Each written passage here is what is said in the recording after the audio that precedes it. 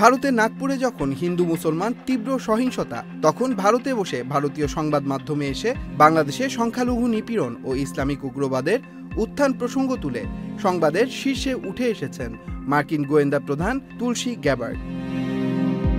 ভারতে আন্তর্জাতিক গোয়েন্দা সম্মেলনে এসে যুক্তরাষ্ট্রের এই গোয়েন্দা প্রধান বলেছেন, বাংলাদেশকে ইসলামিক খিলাফত ও ইসলামী সন্ত্রাসবাদ প্রভাবিত করছে, যে বিষয়ে যুক্তরাষ্ট্র ব্যবস্থা নিতে বদ্ধপরিকর।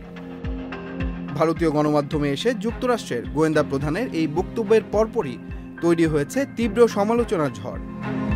তার বক্তব্যের প্রতিবাদ জানিয়েছে বাংলাদেশের পররাষ্ট্র মন্ত্রণালয়। বলা হয়েছে, কোনো ধরনের যুক্তি প্রমাণ ছাড়া তুলসী গ্যাবার্ডের এই ঢালাও মন্তব্য বাংলাদেশের সুনাম ক্ষুণ্ণ করেছে।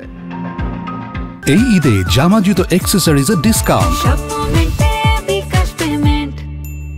বাংলাদেশের আভ্যন্তরীণ বিষয় নিয়ে এভাবে ঢালাও মন্তব্যের পর গণমাধ্যমে উঠে এসেছে প্রশ্ন, মার্কিন গোয়েন্দা দপ্তরের প্রধানের দায়িত্বে থাকা কে এই তুলসী গ্যাবার্ড?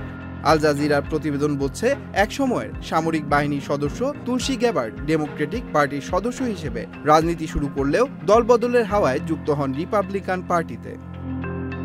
2013 থেকে 2021 সাল পর্যন্ত ছিলেন ডেমোক্রেটিক পার্টির সদস্য। প্রেসিডেন্ট প্রার্থী হওয়ার দৌড়ঝাঁপে ক্ষান্ত হয়ে 2022 সালে নিজের সাবেক দলকে যুদ্ধবাজ বলে যুক্ত হন রিপাবলিকে। কংগ্রেসে থাকাকালীন মধ্যপ্রাচ্যে ইসলামী সন্ত্রাসবাদের বিরুদ্ধে কঠোর অবস্থান এবং সিরিয়া বিষয়ে বিতর্কিত মতামতের জন্য পরিচিত হন গ্যাবার্ড। দলবদলের পর 2024 সালে মার্কিন প্রেসিডেন্ট নির্বাচনে ট্রাম্পের প্রচার শিবিরের হয়ে গুরুত্বপূর্ণ দায়িত্ব পালন করেন তুলসী গ্যাবার্ড। সাবেক দল ডেমোক্রেটিক পার্টির প্রার্থী কমলা হ্যারিসের বিরুদ্ধে নির্বাচনী বিতর্কে ট্রাম্পকে বিশেষ সহযোগিতা করেন তিনি। পরবর্তীতে ট্রাম্প 2024 সালে মার্কিন মসনদে অসীন হওয়ার পর সামনে আনেন 43 বছর বয়সী তুলসী গ্যাবার্ডকে। কুয়েত ও ইরাক যুদ্ধে প্লাটুন লিডার হিসেবে অংশ নেয়া তুলসী গ্যাবার্ডকে মার্কিন গোয়েন্দা পদের প্রধান হিসেবে মনোনীত করার সময় তাকে ঘিরে শুরু হয় তীব্র বিতর্কের। এর আগে থেকেই জাতীয় গোয়েন্দা প্রতিরক্ষা বিষয়ে বিশেষ অভিজ্ঞতা না থাকায় যুক্তরাষ্ট্রের সাবেক প্রায় 100 কূটনীতিক, গোয়েন্দা ও নিরাপত্তা কর্মকর্তা আপত্তি জানান তার মনোনয়ন নিয়ে। তবে শেষ পর্যন্ত তুলসীর মনোনয়ন অনুমোদন পায় মার্কিন সিনেটে। মার্কিন প্রশাসনের শীর্ষ পদে এসে 18টি গোয়েন্দা সংস্থার তত্ত্বাবধানের কাজ করেন তিনি। পারিবারিকভাবে হিন্দু মতাদর্শে বিশ্বাসী তুলসী গ্যাবার্ড মার্কিন কংগ্রেসের প্রথম হিন্দু সদস্য।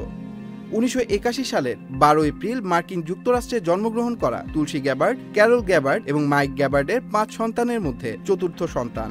ছিলেন ফক্স নিউজের টাকার কার্লসন টুনাইট অনুষ্ঠানের অতিথি উপস্থাপক। রাজনীতির মাঠে বারবার বিতর্কিত তুলসী গ্যাবার্ড মার্কিন গোয়েন্দা প্রধানের আসনে বসার পর থেকেও থেমে নেই বিতর্ক। বাংলাদেশ প্রসঙ্গে গ্যাবার্ডের সাম্প্রতিক মন্তব্যের পর আরও একবার নিজের অবস্থান নিয়ে বিতর্কে আসেন মার্কিন মূল্যকের এই গোয়েন্দা প্রধান। Tanmoy Mahmud, Channel I online.